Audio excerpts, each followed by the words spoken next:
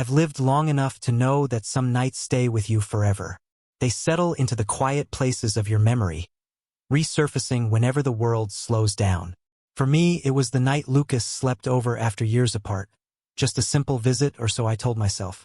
But the moment he stepped into my small hostel room, carrying the scent of winter air and old familiarity, something in me stirred like it hadn't stirred in years. I tried to act normal, tried to pretend he was still the boy I grew up with, the friend who fixed my bicycle, the teenager who never knew I watched him with a heart too full for its own good. But the truth is, we weren't boys anymore. And as soon as the door closed behind him, the silence between us became a living thing. We talked for hours, catching up on lost years.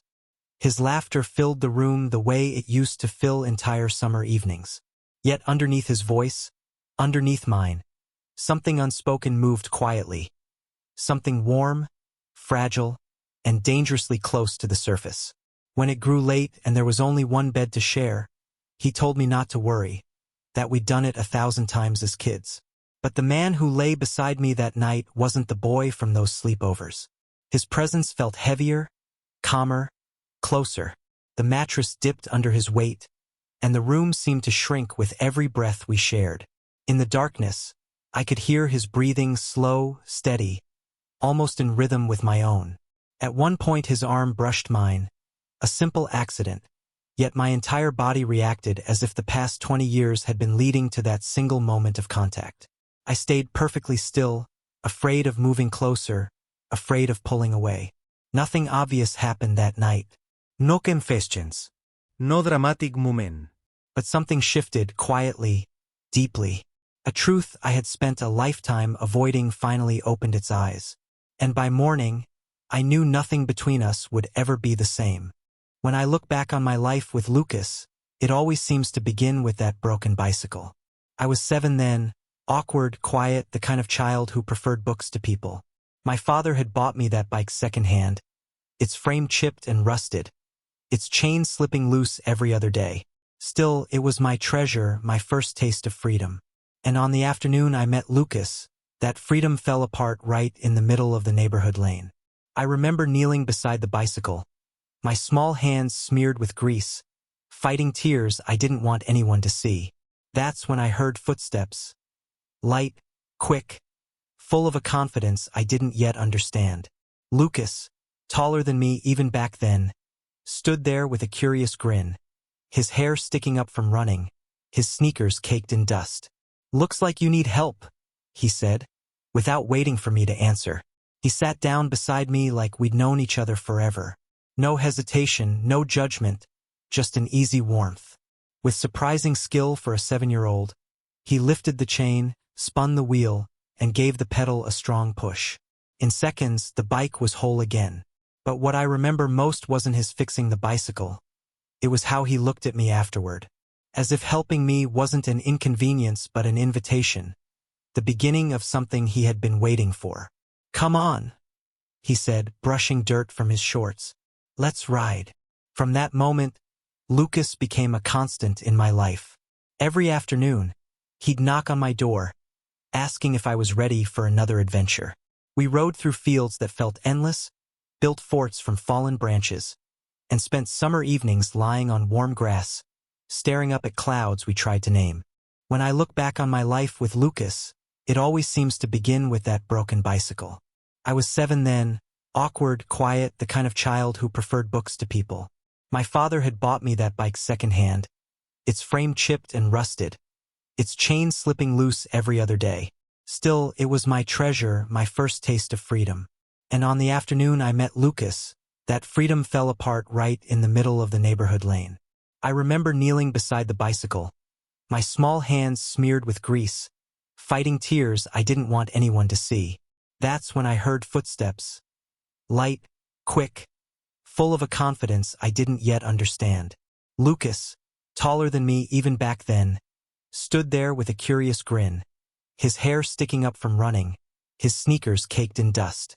"Looks like you need help," he said, without waiting for me to answer. He sat down beside me like we'd known each other forever. No hesitation, no judgment, just an easy warmth. With surprising skill for a 7-year-old, he lifted the chain, spun the wheel, and gave the pedal a strong push. In seconds, the bike was whole again. But what I remember most wasn't his fixing the bicycle. It was how he looked at me afterward. As if helping me wasn't an inconvenience but an invitation. The beginning of something he had been waiting for. "Come on," he said, brushing dirt from his shorts.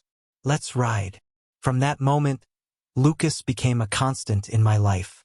Every afternoon, he'd knock on my door, asking if I was ready for another adventure. We rode through fields that felt endless, built forts from fallen branches, and spent summer evenings lying on warm grass, staring up at clouds we tried to name. Even then, I felt something different around him. Not love. I didn't know what love was at 7, but a sense of closeness deeper than friendship, something that made my chest feel strange in a way I couldn't explain. He made me braver without ever asking me to be. He made loneliness feel like it was fading. That broken bicycle did more than carry me down worn-out village paths. It carried me into a bond that shaped every year that followed. And even now, decades later, I can still see the sunlight on Lucas's face, hear the chain clicking back into place, and feel that first quiet spark, the beginning of everything. Sleepovers were the quiet places where our friendship grew roots. Back then, nothing felt complicated. We were just two boys with scraped knees and endless imaginations, convinced the world outside our small neighborhood couldn't touch us. Lucas would come over with a backpack full of snacks, comic books, and that bold, adventurous spirit he carried everywhere he went. My room became our universe. 2 pillows, 1 lamp, and all the secrets the night could hold. We'd talk until we ran out of words, drifting from superheroes to school troubles to the strange. Unspoken dreams kids aren't brave enough to say out loud. When the lights finally dimmed and the house fell into its nighttime stillness, Lucas always shifted a little closer, as if the darkness allowed him to let down walls neither of us knew he had. Sometimes his shoulder brushed mine. Sometimes our legs tangled by accident. Sometimes I'd wake to find him asleep with his head near my arm, breathing softly, trusting me in a way that felt bigger than friendship. It was during one of those quiet nights that I first understood something was different about me. I remember watching the moonlight rest on Lucas's face, softening the edges of his smile even in sleep. My chest tightened. A strange, warm ache I didn't have a name for yet. It wasn't the kind of feeling boys were supposed to have for other boys. But it was real as the steady sound of his breathing beside me. At school, I started noticing things other boys didn't. Noticing him more. The way his laugh always found me first in a crowded hallway. The way he'd nudge my shoulder when I seemed too quiet. The way his presence made my world feel fuller. I tried to ignore it, tried to bury it beneath the ordinary rhythm of childhood. But the feeling only grew stronger. I never told anyone, not even myself at the time, but those sleepovers became the safest place I had because he was there. Lucas made me feel seen without realizing it. And I, still small and shy, learned to hide every flutter in my chest. Every moment I wanted to hold onto a second longer than I should. Looking back now, those nights were more than just childhood memories. They were the first whispers of who I really was. And though I didn't understand everything then, I knew one truth with quiet certainty. My heart had begun to choose Lucas long before I understood what choosing meant. Growing up with Lucas felt like walking through every season with the same familiar hand brushing against mine. Our school years unfolded slowly, like pages turning in a long, comfortable book. By the time we were teenagers, we had developed our own rhythm. Meeting before class, sharing lunches, trading stories as if our lives were 2 halves of the same map. We spent weekends watching movies in whatever small theater the town still kept open. Lucas always chose action films. I preferred quiet dramas with people trying to understand themselves. He teased me about it, but he always stayed, always watched with me. I used to glance at him in the flicker of the projector light, memorizing the shape of his smile, the way he leaned back in his seat, the way he whispered jokes only I could hear. Those small moments felt like treasures I was never meant to keep yet kept anyway. Sports came naturally to him. He played soccer with the kind of ease that made people cheer. I wasn't as gifted. My strengths were softer, less visible. Still, he made space for me, pulling me onto practice fields, teaching me rules, laughing when I tripped and then helping me up with that grin that made everything feel less embarrassing. I never told him how much those simple gestures meant. Then came the inevitabilities of adolescence. First crushes, clumsy romances, whispered stories shared in crowded hallways. Lucas became popular without meaning to.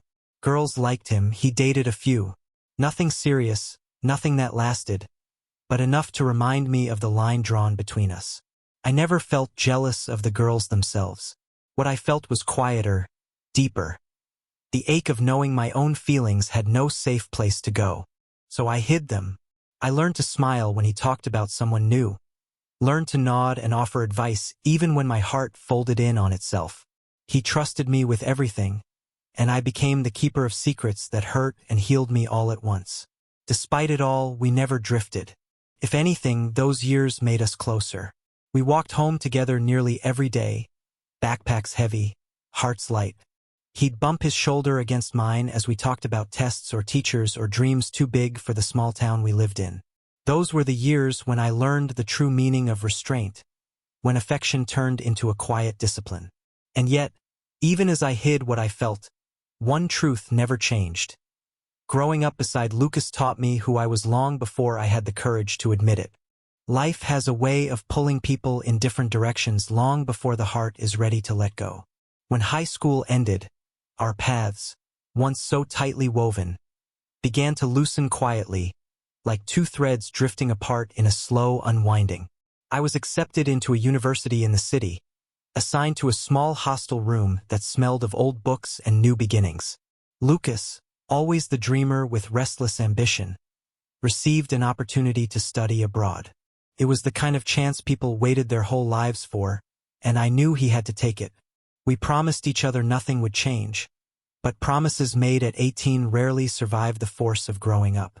The night before he left, we sat on the steps of our neighborhood park, sharing a silence that felt heavier than any conversation. He nudged my shoulder and said he'd visit often.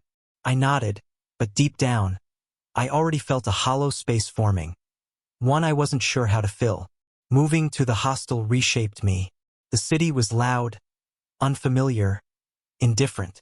For the first time, I was surrounded by strangers who didn't know my story, who had no idea about the boy whose absence kept echoing in my chest. I learned to blend in, to shrink the parts of myself that felt unsafe. My sexuality became something I folded carefully and tucked away, like a letter I wasn't ready to send, even to myself. Lucas and I messaged when time allowed. At first, there were long calls filled with stories of his new life abroad. The people he met, the cities he explored, the excitement of discovering who he was becoming. I listened and tried to mirror his enthusiasm, but each call reminded me of the distance stretching between us. Eventually the calls became shorter, then less frequent. Not because we cared any less, but because life moved quickly, and we were learning to navigate our separate worlds. In the hostel, I matured quietly. I focused on my studies, I pushed myself to adapt, and I learned to hide my longing in the spaces between responsibilities. I convinced myself this was adulthood. Learning to let go, learning to live with unanswered questions, learning to pretend the ache inside you is only loneliness, not love. Yet even in those years apart, Lucas never fully left me. He remained a steady presence. Sometimes in messages, sometimes only in memory, but always close enough that I carried him with me. And though I didn't know it then, everything we lost in those years would come rushing back the moment he walked through my door again. I was sitting at my small hostel desk, surrounded by half-finished assignments and the hum of an old ceiling fan, when my phone buzzed with a notification that would pull every buried feeling back to the surface. It was late afternoon, the kind of quiet hour when the world feels half asleep. I wasn't expecting anything more than routine reminders or a message from a classmate. But when I glanced at the screen and saw his name, Lucas, my breath caught in my throat. I hadn't heard from him in months. Our conversations had become brief, polite check-ins, stripped of the warmth we used to share.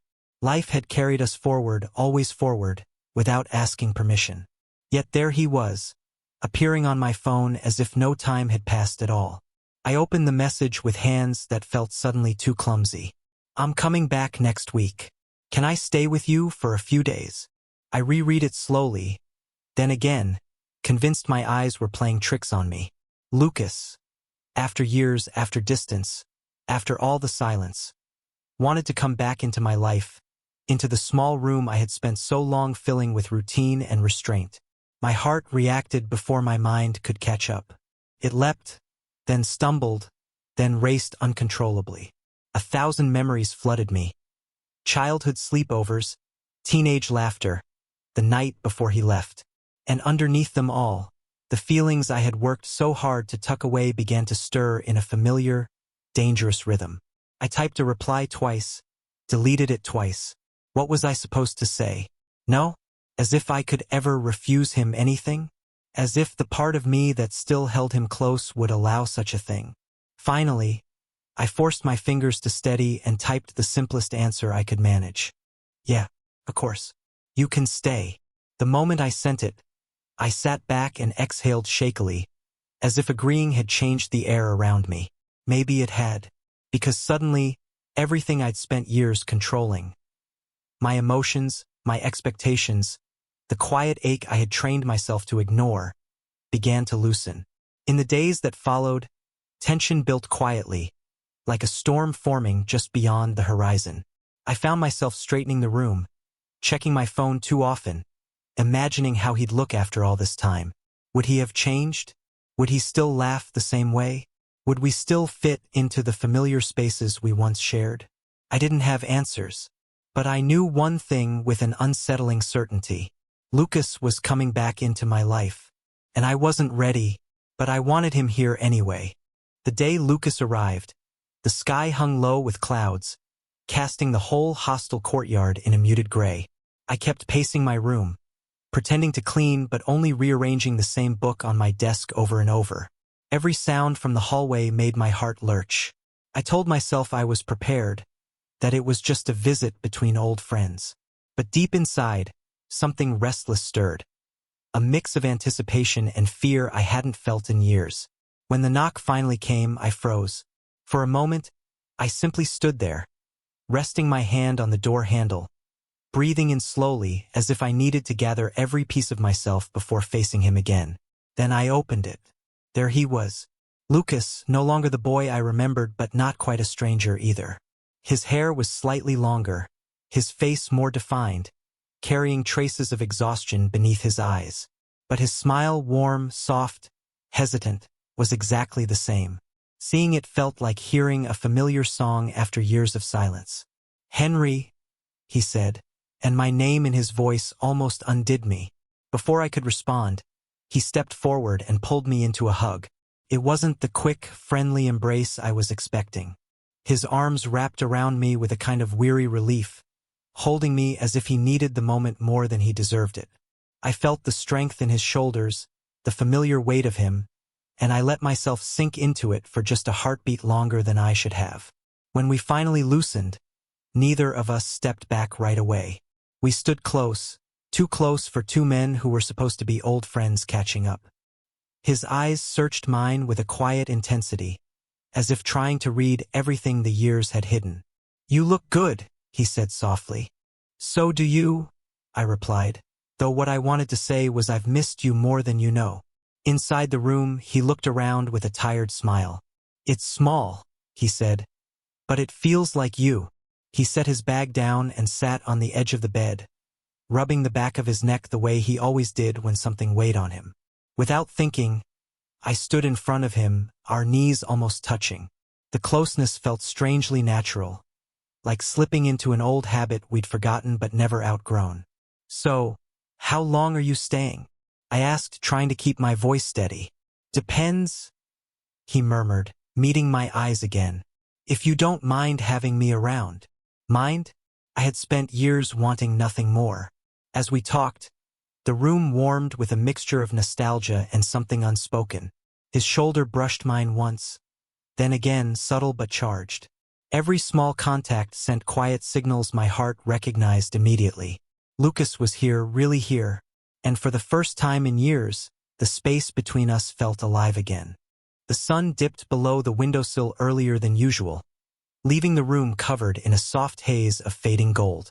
Lucas sat at the foot of my bed, scrolling absently through his phone while I pretended to organize my desk. The truth was, I wasn't preparing anything except myself. My nerves, my heartbeat, my breathing, because the reality of the situation pressed in with a quiet, undeniable weight. There was only one bed. When he first arrived, I tried mentioning it casually, hoping he might take the bed while I took the floor, or that he'd insist on finding another place to stay. But Lucas just smiled, that familiar, disarming smile that always unraveled my resolve. "We shared beds 100 times as kids," he said lightly. "We'll be fine." He said it with such ease, as if nothing about us had changed, as if time and distance and buried feelings didn't linger in every corner of the room. I nodded, pretending it didn't matter, pretending my heartbeat didn't stutter at the idea of him sleeping inches away.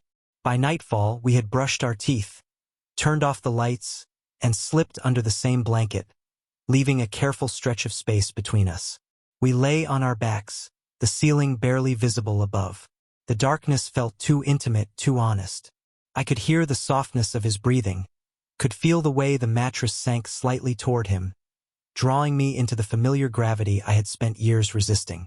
For a while we talked quietly, our voices low and unguarded. He asked about my classes, my routines, my small habits he remembered from years ago. I told him about the hostile food, the noisy neighbors, the late-night study sessions.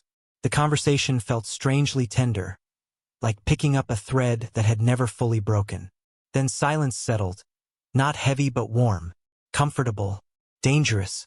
I felt him shift closer, a subtle movement, the kind that could have been accidental.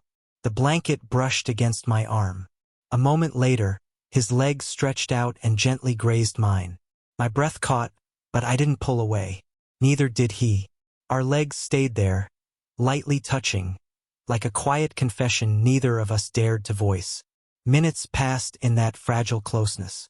Our hands rested near each other on the mattress, so close that if either of us moved even an inch, our fingers would meet. I could feel the warmth of him, could sense the tension beneath his stillness.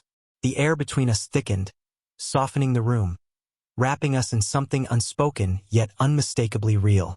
At one point he exhaled deeply, his breath warm against the side of my neck. Not deliberate, not intimate in intent, just the natural consequence of how close we had become. But it felt intimate all the same. My heart reacted instantly, a quiet rush of emotion rising like a tide. I stayed still, afraid to move, afraid to ruin the fragile peace, but also afraid of how much I wanted the moment to last. We didn't speak, didn't confess, didn't cross any lines. Yet as I lay there beside him, his warmth brushing mine, his presence filling the quiet, I knew something fundamental had shifted in the dark. Two hearts, still afraid, had inched closer than they ever dared in daylight. Sometime in the middle of the night, long after our quiet conversation had faded into slow, steady breathing, I drifted into a light, uneasy sleep, the kind where you're not fully resting, just floating, aware of the shape beside you, aware of the warmth, aware of every breath that isn't your own. The room was silent except for the faint hum of the ceiling fan. Outside, distant traffic murmured like a faraway tide. And then, in that half-dreaming stillness, it happened. Lucas shifted. At first it was small, a soft rustle of fabric, the weight of the mattress dipping a little more. I thought he was simply adjusting himself, turning over the way people do in sleep. But then I felt it. A slow, unhurried movement that brought him closer, closer, until his chest brushed lightly against my back. A simple touch, innocent in any other context. Yet in that moment, it surged through me like a quiet storm. I froze. My breath stilled at the exact second I felt the subtle warmth of his body against mine. Not a full embrace, not anything deliberate, just that gentle meeting of his chest to my spine, soft and warm through the thin barrier of our shirts. But it was enough to undo me. I listened, waiting for him to pull away, waiting for proof that it was an accident. Yet he didn't move. His breath reached the back of my neck, slow, warm, steady. Every few seconds, his chest rose and fell against me in a rhythm that felt too controlled, too conscious. Was he awake? Or was this the natural closeness of sleep? Something innocent the first was giving too much meaning? My mind raced, but my body stayed perfectly still. I didn't dare turn, didn't dare breathe too deeply. Every part of me was focused on the quiet, intimate space we now shared, this fragile line between friendship and something unspoken. Then I felt it again. A small, deliberate shift. Not away from me, toward me.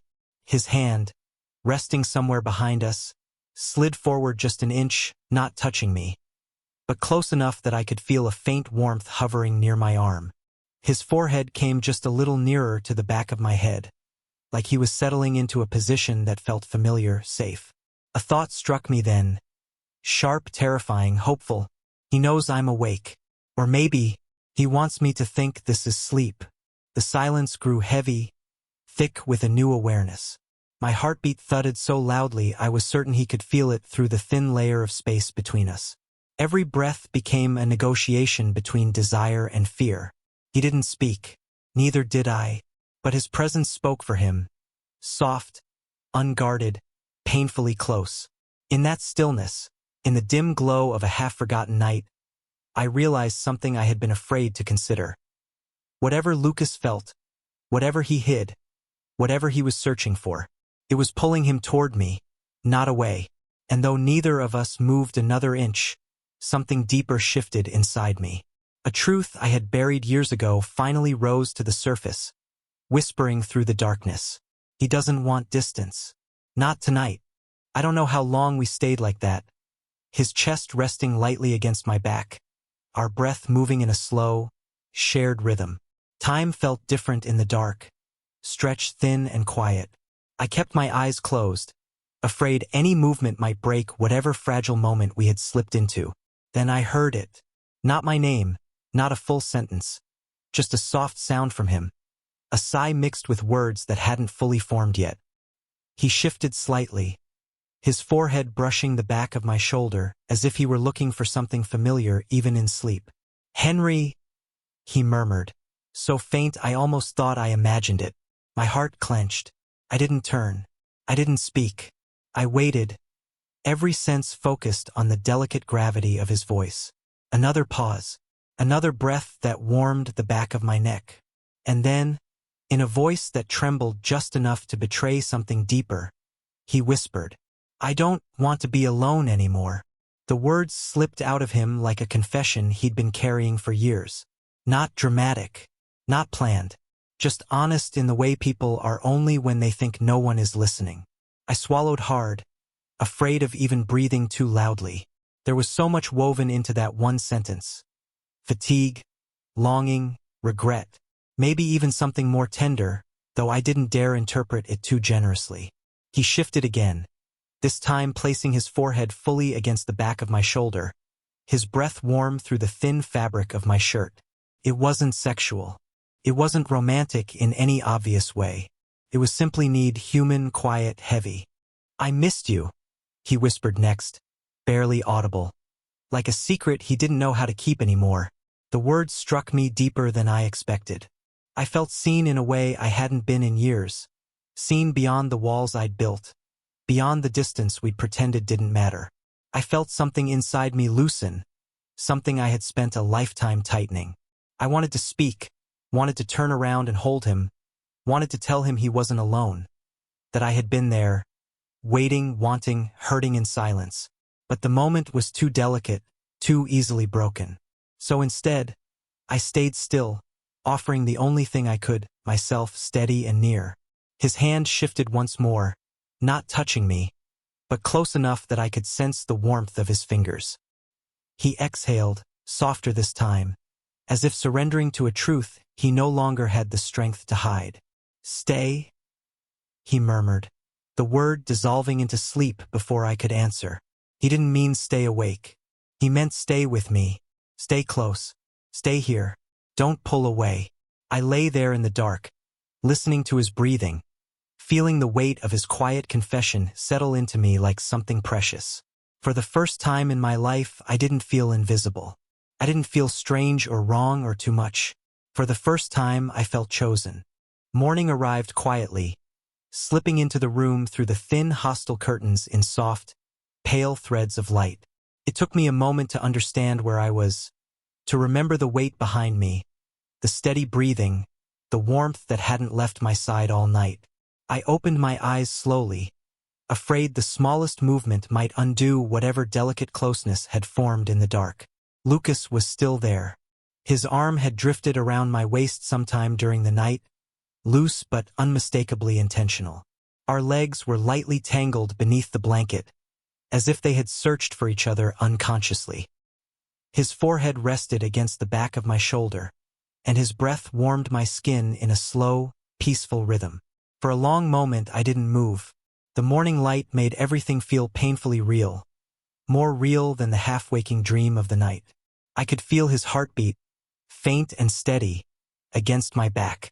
It was the first time in years I had woken up feeling held. But reality, as it always does, began to settle over us. Lucas stirred. A small, confused sound escaped him as he shifted, tightening his arm around me briefly before awareness seeped in. Then he froze. I felt his breath catch, feel the moment he realized exactly how close we were.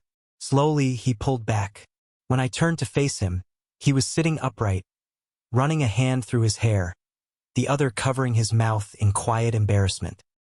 His cheeks were tinged with a soft, unmistakable blush, one I had never seen on him before. "Morning," I said, trying to sound casual, though my voice carried more emotion than I intended. He glanced at me, then away, then back again, as if searching for a version of me he could look at without remembering the night. "Hey!" he managed, his voice rough, sleep-heavy, and strangely vulnerable.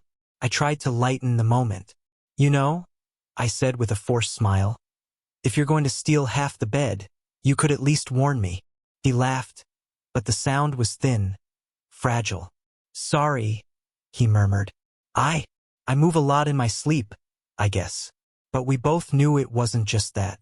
Silence drifted between us, not cold, but charged, like something waiting to be acknowledged. Lucas looked at me the way a person looks at a decision they're not brave enough to make. His eyes lingered on my face with a depth that made my heart stutter. There was something in them, uncertainty, longing, fear. Something he wanted to say but didn't trust himself to voice. "Lucas," I asked softly. He shook his head just slightly, as if pulling away from the edge of a truth he wasn't ready to give shape to. "It's nothing," he whispered, but it wasn't nothing. The blush on his cheeks, the way he kept glancing at the bed, the way he looked at me. It all told a story he wasn't ready to tell. That morning, with sunlight filling the small room and silence lingering like a held breath, I realized something had shifted between us. Not spoken, not defined, but undeniably there. And for the first time, he wasn't the only one afraid of what came next. The day moved slowly after that morning. Too slowly, as if time was giving us space to understand what neither of us had the courage to name. Lucas acted normal, or tried to, but there was a quietness in him that hadn't been there before. He stayed close, hovering around me in small ways, leaning near when we talked, brushing past me in the tiny kitchen space, pausing just a moment too long when our eyes met. We were dancing around something fragile, something we both felt but didn't dare touch. That evening, after dinner, the city lights glowed faintly through the thin curtains. The room felt warmer than usual, as if the day's silence had gathered into the walls themselves. Lucas sat on the bed with his elbows resting on his knees, looking down at the floor. I stood a few feet away, pretending to organize my shelf, though all I could feel was the heaviness between us. "Henry," he said suddenly, his voice low, uncertain. I turned. He didn't look at me, not at first. His shoulders rose with a shaky breath, and when he finally lifted his eyes, something in them made my heart stumble. "I need to tell you something," he said. I waited, my throat tight. "I don't know what last night meant," he continued, choosing each word carefully. "But I felt something. Something I can't pretend wasn't there." My pulse throbbed in my ears. For a moment I couldn't speak. All the years of hiding, all the quiet longing, all the moments I had buried deep. They rose inside me like a single tide. I sat beside him, leaving only a few inches of space. "Lucas," I whispered. "I felt something for a long time." My voice wavered. "Since we were kids, honestly. I just never thought you'd." He looked at me then, really looked. His expression softened, conflicted, full of a tenderness he had never shared before. "I don't know what this makes me," he said, voice trembling. "But I know I've always been different with you." I didn't move. Neither did he. We sat in the quiet tension, breaths barely touching the space between us. Then he leaned in, just slightly, just enough for me to feel the intention before it became action. His forehead rested gently against mine, and the closeness felt like a truth we had waited decades to finally touch. "Henry," he whispered, "I'm scared." "So am I," I breathed, and in that fragile, trembling honesty, we closed the tiny distance between us. Our first kiss wasn't passionate or rushed. It was soft, careful. Two old friends finally stepping into the feeling they had carried for a lifetime. Warm, hesitant, full of 20 years of unspoken hope. When we pulled away, neither of us spoke. We didn't need to. The truth had finally found its voice. Years have passed since the night Lucas and I finally allowed ourselves to be honest. Years that softened the sharp edges of our fears and let something tender grow in their place. I look back on that evening now the way people look at the moment a long winter ends. Quietly, gratefully, with the understanding that something new began long before we were brave enough to name it. We didn't transform overnight. Love, especially the kind buried for 2 decades, doesn't bloom in a single confession. Instead, it unfolded slowly, through late-night conversations, shared breakfasts, long walks where we talked about the versions of ourselves we had hidden for so long. We learned each other again, not as boys this time, but as men who had finally stopped running from the truth. There were hesitations, of course, questions neither of us had answers for. The world had changed around us, but old fears lingered in quiet corners. Yet every time one of us faltered, the other reached out, offering the same reassurance we once offered as children. "I'm here. You're safe." Our love grew not from grand gestures, but from the small moments. His hand finding mine without thought, the warmth of his shoulder against mine during a late movie, the simple comfort of knowing he would still be there when morning came. It was ordinary in the most extraordinary way. Sometimes I lie awake and think about that hostile room, the cramped space, the thin blankets, the silence that held our secrets. I think about how everything changed without a single dramatic moment, without fireworks or declarations. Just two hearts finally willing to stop pretending. Today, we are not perfect.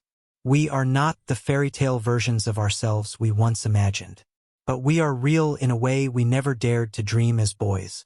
Real in our honesty. Real in our flaws. Real in our love. If life is a collection of moments, then the night Lucas moved closer in his sleep was the one that shifted everything. It was the beginning not of something new, but of something finally allowed to live. And that, I've learned, is what love truly is. Not sudden, not loud, but honest, patient, and beautifully overdue.